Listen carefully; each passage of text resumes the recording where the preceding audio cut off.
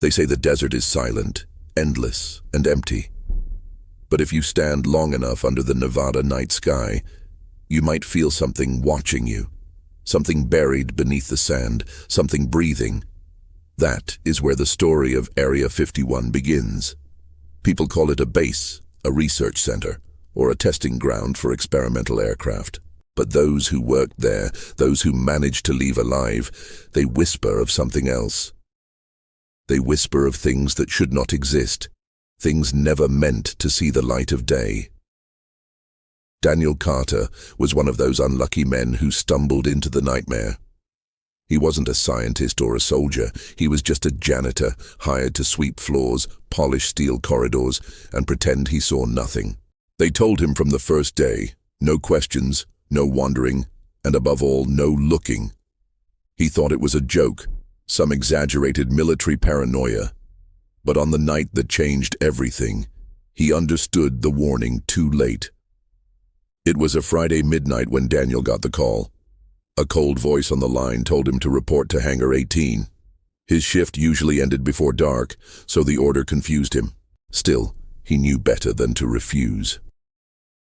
When he arrived, guards stood motionless at the hangar doors, rifles tight in their hands, eyes hidden behind black visors. Nobody spoke to him. Nobody even acknowledged his existence. They just ushered him inside, as if they were sending him into a place no one wanted to go. The air inside was heavy, filled with the stench of chemicals and rusted metal. The lights above flickered as if the electricity itself was afraid. Daniel was given nothing but a mop and a single instruction: clean the lower sub-level. The guard who sent him down leaned close before the elevator doors shut and whispered in a flat, emotionless voice, "Don't look into the glass." At first, Daniel thought it was a strange thing to say. Glass? What glass? But the moment the elevator stopped and the steel doors opened, he understood. The corridor stretched endlessly in both directions, walls lined with thick glass chambers. Behind every glass window, something moved. The temperature was freezing, far colder than it should have been underground. His breath fogged the glass as he approached. And then he saw them. They were not animals. They were not human. They were something in between. One figure pressed its face against the glass, pale skin stretched tight over bone, eyes black and hollow as empty sockets. Another creature crouched low, limbs elongated, fingers scraping the glass with sharp nails that squealed with every drag. Some had mouths filled with jagged, uneven teeth, drooling as they followed Daniel with unblinking stares. Others just stood in silence, their heads twitching slightly, as though listening to voices he could not hear. Daniel tried to look away, but curiosity gnawed at him. These were not aliens, not the little green men people joked about. These looked made. Like experiments stitched together, like nightmares born in a lab. He remembered the warning, "Don't look into the glass." But the moment he locked eyes with one of the creatures, something strange happened. A sound entered his mind, not through his ears but directly inside his head. A whisper. It wasn't English, not even a language he could understand, but it carried weight, a command, a hunger. He stumbled backward, dropping his mop, clutching his skull as the whispers grew louder. The creature slammed its hands against the glass, and Daniel swore he saw cracks form, thin spiderwebs spreading from the impact. The lights flickered once, twice, then dimmed. The whispering grew louder, overlapping voices echoing inside his skull. Daniel ran down the corridor, heart racing, his footsteps echoing against cold steel. He wanted out. He wanted to wake up. But the deeper he went, the louder the voices became, until he realized the whispers weren't coming from just one creature. They were coming from all of them. They were speaking to him. He finally reached a security door at the end of the corridor. His keycard slid through the reader, but the light flashed red. Denied. He slammed his hand against the steel, panic rising.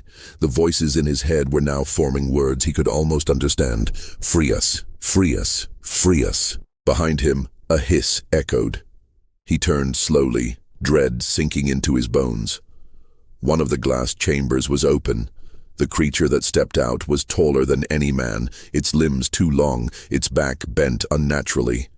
Its face was featureless except for a gaping mouth filled with teeth that clicked together like broken glass. The smell of rot filled the corridor as it stepped toward him, dragging claws against the wall, sparks flying from the metal. Daniel ran. He sprinted back down the endless hall, heart pounding so loud he thought it would burst. The whispers turned into screams, dozens of voices overlapping. Join us, become us, bleed with us. The elevator. He had to reach the elevator. His lungs burned, his legs ached, but he didn't dare stop. Behind him, the sound of claws on steel grew faster, closer. The elevator came into sight, its doors still open. He lunged inside, slamming the button for the surface. The doors began to close, agonizingly slow, as the creature's hand shot through, claws scraping the frame. Daniel kicked, stomping desperately until the hand withdrew. The doors sealed, and the elevator began to rise. For a moment, silence. Just his ragged breathing, his pounding heart. But then, the whispers returned. Not from the hallway, from inside the elevator. Daniel froze. Slowly he turned his head. In the reflection of the steel wall he saw himself, but his reflection was smiling, its eyes black and hollow, its mouth stretching wider than humanly possible. The elevator stopped. The doors slid open. But it wasn't the hangar, it wasn't the surface, it was another corridor, another row of glass chambers, and in every chamber there was another Daniel, dozens of them, hundreds. Each one staring at him, each one whispering in unison, "You were never meant to leave." The lights flickered again, plunging the corridor into darkness. When they returned, Daniel was gone. The janitor's name was erased from records, his file shredded, his existence denied. Officially, he never worked at Area 51. Officially, he never existed. But some nights when the desert wind howls across the barbed wire fences, guards swear they hear footsteps in the sand.